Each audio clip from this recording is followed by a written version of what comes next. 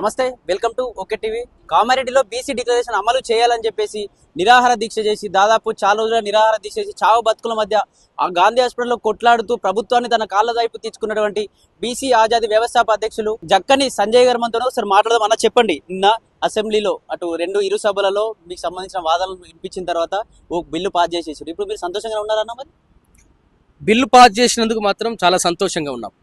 కానీ bill pass చేసి దాన్ని స్టోర్ రూమ్లలో పెట్టడం కాదు, దాన్ని అమల్లోకి తీసుకురావాలి. అమల్లోకి తీసుకురావాలంటే దానికి తగిన సంబంధించినటువంటి కార్యాచరణ చేయాల్సినటువంటి అవసరం ఉంది. కాంగ్రెస్ పార్టీ కామారెడ్డి డిక్లరేషన్గా ఇచ్చినటువంటి హామీ ఏంటి? మేము అధికారంలోకి వస్తే రిజర్వేషన్లను పెంచుతాం, 20,000 కోట్లు ప్రతి సంవత్సరం ఇస్తాం, బడ్జెట్ కులగణన చేస్తాం అన్నారు. సరే, కొట్లాడంగా మా ఆమరణ దీక్ష తర్వాత కులగణన ప్రక్రియ స్టార్ట్ చేసారు, దానికి మీకు తెలుసు. తర్వాత డెడికేషన్ కమిషన్ ఏర్పాటు చేసి అంతా కూడా జరిగింది. సో బడ్జెట్ విషయంలో కూడా 20,000 కోట్లు అలొకేషన్ చేయాల్సినటువంటి అవసరం ఉన్నది. రెండోది, ఏదైతే స్థానిక సంస్థల్లో రిజర్వేషన్ల వాటా, అదేవిధంగా విద్యా ఉద్యోగాల్లో రిజర్వేషన్ల వాటా పెంచాలనేటువంటిది ఉందో దాన్ని అమల్లోకి వచ్చినప్పుడు మాత్రమే మాకు నిజమైనటువంటి సంతోషం ఉంటుంది. దానికోసం మేము మరి ఎంతటి పోరాటానికైనా సిద్ధంగా ఉన్నాము. అయితే కొంతమంది కోర్టు సీలింగ్ ఉన్నది కాబట్టి రాష్ట్ర ప్రభుత్వం అమలు చేయలేదు, సుప్రీంకోర్టు జడ్జిమెంట్ ఉంది కాబట్టి దానికి లోబడి పనిచేయాల్సి ఉంటుంది అంటున్నారు. సరే, కోర్టు సీలింగ్ లోబడి పనిచేయాల్సి వచ్చినప్పుడు, కోర్టు సీలింగ్ మీకు అడ్డమైనప్పుడు దానికి మరొక రెమెడీ ఉంది కదా, దానికి ఒక ప్రత్యామ్నాయం ఉంది కదా. ఆ ప్రత్యామ్నాయం ఏంటి? పార్లమెంట్లో బిల్లు పెట్టి పార్లమెంట్లో ఈ బిల్లును ఆమోదింపజేసుకొని 9th షెడ్యూల్లో చేర్చాలన్నటువంటి అంశం ఉంది కదా. ఆ 9th షెడ్యూల్లో చేర్చగలిగినప్పుడు చట్టబద్ధత కలిగి రాష్ట్రంలో అమలు అవుతుంది కదా. ఆ అమలు కావడం కోసం ప్రతి ఒక్కరు కూడా ప్రయత్నించాల్సినటువంటి అవసరం ఉన్నది కదా. ఎవరైతే మేము బీసీలకు నాయకత్వం వహిస్తున్నాం అనుకుంటూ చెప్పుకుంటున్నారో వాళ్ళకే అవసరం ఉంది. అదేవిధంగా మేము బీసీల కోసం పోరాటం చేస్తున్నాం అనేటువంటి కవితక్క టీం గా వాళ్ళకి అవసరం ఉంది. బీసీలకు మేము బిల్లు పెట్టినామనేటువంటి కాంగ్రెస్ పార్టీకి అవసరం ఉంది. అదేవిధంగా బీఆర్ఎస్ పార్టీకి అవసరం ఉంది, బీజేపీకి అవసరం ఉంది. ఇక అడ్డం ఎవరు? రాజ్యాంగం ప్రజల కోసం ఉన్నటువంటి ప్రభుత్వం కదా, ప్రజల చేత ప్రజల కోసం ఎన్నుకోబడేటువంటి ప్రభుత్వం కదా. ప్రజాస్వామ్య పద్ధతిలో ప్రజలు కోరుకున్నటువంటి డిమాండ్ అమల్లోకి తేవాల్సినటువంటి బాధ్యత ప్రభుత్వాల మీద, పార్టీల మీద ఉంటుంది. కాబట్టి ప్రజలు కోరుకుంటున్నటువంటి డిమాండ్ న్యాయమైనటువంటి అంశము, అడగక ముందే హామీ ఇచ్చినటువంటి అంశం. కాబట్టి పార్లమెంటులో కాంగ్రెస్ పార్టీ కూడా బలం ఉంది. మీ బలంతో పాటుగా బీజేపీని కూడా ఆశ్రయిద్దాం, అందరినీ కోరుతాం.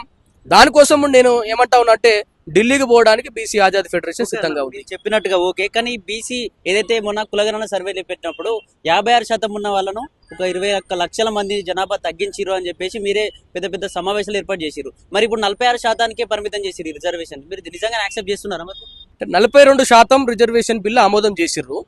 అయితే ఏమంటున్నామంటే మేమెంతో మాకంత వాటా అనేటువంటి పోరాటం అయితే మేము కొనసాగిస్తూ వస్తున్నాం. అయినప్పటికీ అన్న ఆకలితోనున్నోనికి కడుపు నిండా పెట్టకుండా కొద్దిగా పెట్టినా సంతోషపడతాం కదా. సరే, కండ్ల ముందట ఇది అమలు చేయడానికి ఆస్కారం ఉన్నది, మీరిచ్చినటువంటి మాట కాబట్టి అమలు చేయమని కొట్లాడుతా ఉన్నాం. మాకు సరిపోదు, న్యాయబద్ధంగా మాకు జనాభా ఎంత ఉందో మాకంత వాటా కావాలి, 56% మాకు కావాలి. కానీ 42%కి కూడా అమలు చేపియండి. బీసీలను భ్రమలో ఉంచొద్దు, బీసీలను ఓట్లేసే యంత్రాలుగా చూడొద్దు. బీసీలు వీళ్ళు ఎటోళ్ళు అక్కడనే బట్టలు విండుకునే కాడ, బట్టలు నేసే వాడ కాడ, చెట్లెక్కే కాడ, లేకపోతే బంగారు నగలు చేసే కాడ ఉంటారు. వీళ్ళు కుండలు చేసే కాడ ఉంటారు, వ్యవసాయం చేసే కాడ ఉంటారు. పాలన దాకా రారు. అసెంబ్లీలో ఏం జరుగుతుందో వీళ్ళకి తెలియదు, సెక్రటరియట్లో ఏం జరుగుతుందో వీళ్ళకి తెలియదు. అమలు చేయకపోతే ఏమున్నది, మాట మభ్యతోటి మభ్యపెట్టచ్చు అనుకోవద్దు. తప్పకుండా కూడా మీరిచ్చినటువంటి మాటను అమలు చేయమంటున్నాం. మేము మళ్ళీ పోరాటం అది ఇంకా కొనసాగుతుంది. జనాభా ప్రాతిపాదికన బీసీలకు విముక్తి జరిగేదాకా ఈ యొక్క పోరాటం కొనసాగుతుంది. అన్ని రంగాల్లో బీసీలు బాగుపడేదాకా పోరాటం కొనసాగుతుంది. అయినప్పటికీ మీ ఇచ్చినటువంటి మాటను అమలు చేసడం కోసం చిత్తశుద్ధితో పనిచేయాల్సినటువంటి బాధ్యత రేవంత్ రెడ్డి సర్కార్ మీద ఉన్నది. అదే క్రమంలో ప్రతి పార్టీ మీద ఉన్నదన్నది నా యొక్క అభిప్రాయం. దానికోసం పార్లమెంటులో బిల్లు పెట్టి 9th షెడ్యూల్లో చేర్చడం కోసం మేము మరో పోరాటానికి సిద్ధంగా ఉన్నామన్నా. దానికోసమని ఢిల్లీ పోతా ఉన్నాం. అన్ని పార్టీల యొక్క ఫ్లోర్ లీడర్స్, పార్లమెంట్ ఫ్లోర్ లీడర్లను రాజ్యసభలో, లోక్సభలో ఉన్నటువంటి ఫ్లోర్ లీడర్ మేము కలుస్తా ఉన్నాం. అదే రకంగా మేము మరొకసారి ఢిల్లీ వేదికగా మా ప్రాణాలు ఇవ్వడానికైనా సిద్ధంగా ఉండి మళ్ళీ ఆమరణ దీక్ష చేయడానికి సిద్ధంగా ఉన్నాం. మా హక్కులు సాధించుకోవడానికి మేము అవసరమైతే మేము జక్కని సంజయ్ సచ్చుడో లేకపోతే బీసీ బిల్లు వచ్చుడు అనేటువంటి నినాదంతో ఢిల్లీలో ఆమరణ దీక్ష చేసి తప్పకుండా కూడా బీజేపీ యొక్క సర్కార్ను ఒప్పించి మెప్పించి ఒక బిల్లుకు సాకారం కావడానికి మా పాత్ర కూడా ఉద్యమంలో వహించబోతా ఉన్నాం. ఓకే, అలాగే తెలంగాణ అసెంబ్లీలో అయితే బిల్లు పాస్ అయిపోయింది. మరి నెక్స్ట్ పార్లమెంట్ లో మీకు బీజేపీ సపోర్ట్ గా మీ పైన బిల్లు పాస్ చేసే అవకాశం ఏమైనా ఉందా? ఏమైనా సపోర్ట్ గా ఉంటున్నారా బీజేపీ? బీజేపీ వాళ్ళైతే ప్రస్తుతానికి వాళ్ళని చూస్తే మాత్రం సపోర్ట్ గా ఉన్నట్టయితే కనబడతలేదన్న. గతంలో బండి సంజయ్ గారు ఎమ్మెల్సీ ఎన్నికల సమయంలో సుల్తానాబాద్ లో ప్రెస్ మీట్ పెట్టి బిల్లు మేము ఢిల్లీకి పంపుతాం, మేము వెనుకకు పంపుతాం అన్నాడు. దానికి మీడియా సాక్ష్యం, తెలంగాణ సమాజం సాక్ష్యం. కాబట్టి ఇవాళ నేను ఏమంటా ఉన్నా అంటే, ఎవరైతే బీసీల సమాజం మేలు కోసం పనిచేస్తారో వారు మాత్రమే రేపు రాజ్యం మనగడలో ఉంటారు. లేకపోతే బీసీల ఉద్యమంలో కొట్టుకపోక తప్పదు. నిజంగా మీకు రేపు భవిష్యత్తు మీద ప్రేమ ఉంటే, బీసీల ఓట్లు మీకు అవసరం అనుకుంటే తప్పకుండా కూడా ఈ బీసీ బిల్లుకు మద్దతు తెలపాల్సిందే. బీసీ బిల్లును ఇది మేము చెయ్యము అని ఏ సాకులు చూపెట్టి ఈ యొక్క ఆమోదమైనటువంటి ఆ బిల్లును అటక మీద పెడితే మాత్రం బీసీలంతా ఎవరైతే ఈ యొక్క బిల్లును అటక మీద పెట్టే ప్రయత్నం చేస్తారో వారిని బొందబెట్టడానికి సిద్ధంగా ఉన్నామని నేను చెప్తా ఉన్నాను.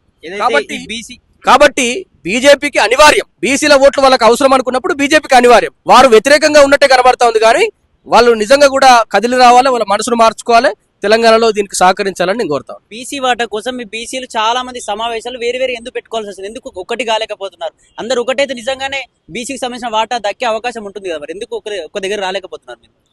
లక్ష్యం కోసం లక్ష్య సంఘాలున్నా బాధే లేదు.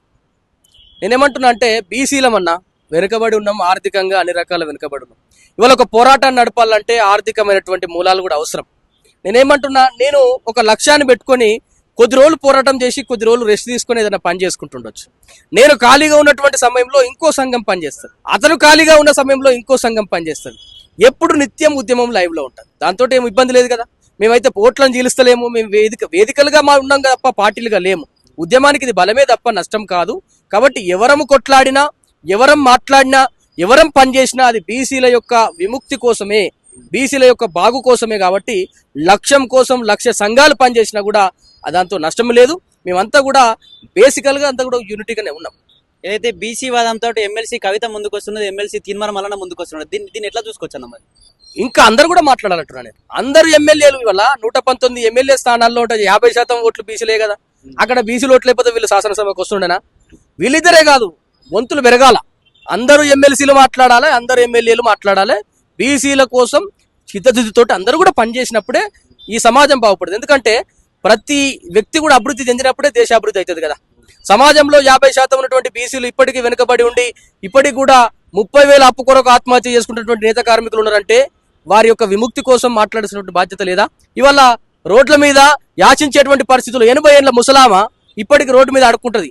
ఆమె ఎవరని చూస్తే గమనిస్తే బీసీ బిడ్డ వర్గాలకు చెందినటువంటి ఉంటుంది. ఇంట్లో రెస్ట్ తీసుకోవాల్సినటువంటి ముసలామ ఒక్క పూట భోజనం కొరకు రోడ్ల మీద ఉంటున్నదంటే దానికి కారణం పాలకులు.